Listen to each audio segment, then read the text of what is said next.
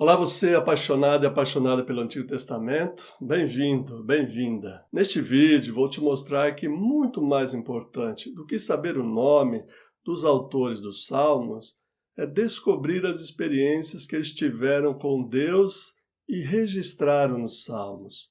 Experiências que você também pode ter com este mesmo Deus. Vamos multiplicar esta bênção? Você pode me ajudar nesta missão se inscrevendo no canal, ativando o sininho e compartilhando com seus amigos e familiares. Então vamos lá. Quando a gente pergunta quem escreveu os Salmos, a resposta óbvia é vários autores. Entre eles nós temos o campeão dos salmistas, que é Davi, com 73 salmos. Depois, Asaf com 12, seguido dos filhos de Coré com 11, Salomão com 2, e Moisés e Etã com 1 salmo cada. Isso dá um total de 100 salmos. Ainda sobram 50 salmos sem autores conhecidos.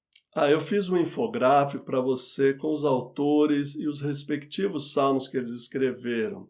Você pode baixar no meu site, jrcristofani.com. O link eu vou deixar aqui embaixo na descrição, tá bom? Muito bem. É muito importante dizer que a atribuição dos salmos a esses autores é feita no título do salmo, e que esses títulos não pertencem ao salmo em si exatamente. Em outro vídeo eu trato dos títulos dos salmos e o que eles significam. A pergunta que devemos fazer é a seguinte: o que a autoria dos salmos pode nos ensinar, já que 1/3 deles, 50 salmos, não tem autor conhecido? Então, a atribuição dos salmos a esses autores nos ensina uma coisa fundamental. Nos ensina que precisamos olhar para dentro de cada salmo e descobrir qual é a experiência única com Deus que o poema revela. Qual é a experiência única com Deus que os salmos anônimos revelam?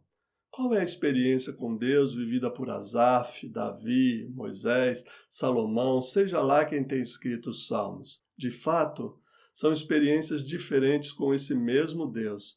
São experiências únicas que foram registradas e compartilhadas com a comunidade da sua época. Por exemplo, quando nós lemos um salmo de doente, de uma pessoa enferma, como é o Salmo 41, nós nos identificamos com ele, porque às vezes ficamos doentes também. E sentimos a mesma vulnerabilidade que o salmista está sentindo ao escrever o salmo. Quando meditamos e rezamos, vamos dizer assim, no Salmo 23, que é um salmo de confiança, a gente sente a mesma confiança que o autor, os leitores e quem mais usou este salmo sentiu também. E isso acontece porque são experiências humanas com Deus e são experiências singulares, experiências nas quais nós participamos porque somos humanos, como os salmistas também eram. Estamos acostumados a ler o Antigo Testamento como um livro de herói, mas o livro dos Salmos não canta fatos heróicos, mas fala de diversas experiências humanas em muitas situações concretas. E cada situação gera um tipo de experiência muito diferente. Deixa eu exemplificar. Como muitos relatos do Primeiro Testamento, o Salmo 23 mostra a experiência de uma realidade de pastores que cuidam de ovelhas. Esses pastores são o que a gente chama de beduínos. Então é preciso ler o Salmo 23 com a ótica de um beduíno, de alguém que vai levar o seu rebanho para as águas e para as pastagens.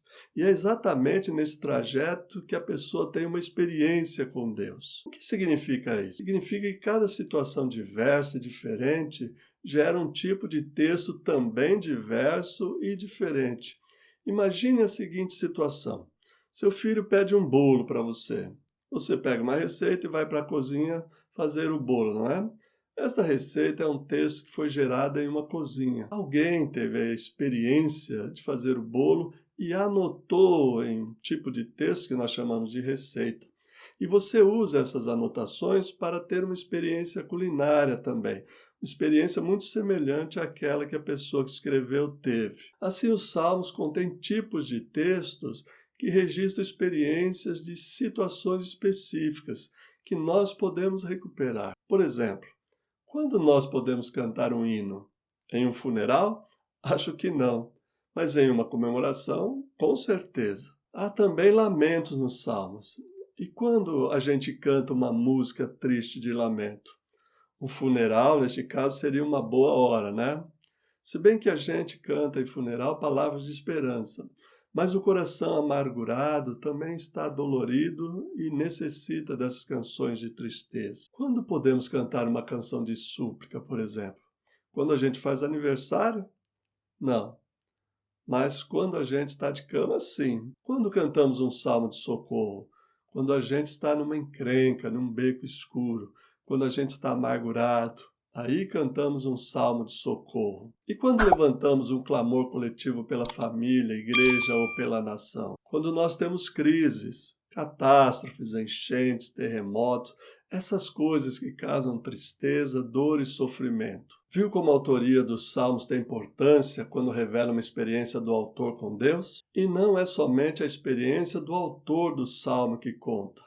Conta também a nossa experiência como leitoras e leitores, pois passamos por experiências existenciais muito parecidas, muito próximas daquelas descritas nos Salmos. A pergunta pela autoria dos Salmos, isto é, quem escreveu os Salmos, deve nos levar diretamente às experiências com Deus que os autores dos Salmos tiveram, pois são experiências que toda pessoa pode experimentar na sua vida com Deus. Portanto, os autores dos Salmos, aqueles conhecidos e os desconhecidos, nos ensinam que podemos ter uma profunda experiência com Deus em qualquer situação de nossa vida, seja ela de enfermidade, lutas, luto, medo, solidão, ou de alegrias, vitórias, louvor e comemoração. O fato é que aqueles que escreveram os Salmos nos deixaram as mais belas páginas de suas experiências extraordinárias com um Deus que se importa,